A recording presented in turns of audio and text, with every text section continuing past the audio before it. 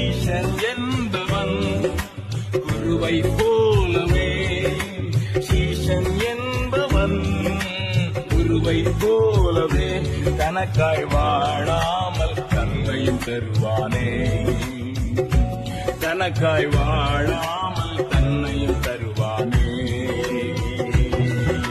பரலோக சிந்தை கொண்டு உமக்காய் பணி செய்வேன் நான் அனுதினமும்.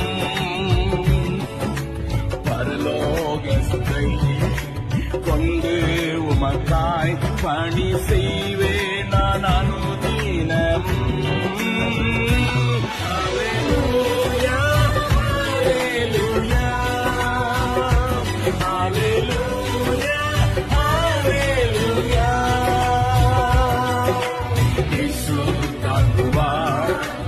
அவரே சுமப்பார், ஒருபோதும் கைவிடவே மாட்டார்.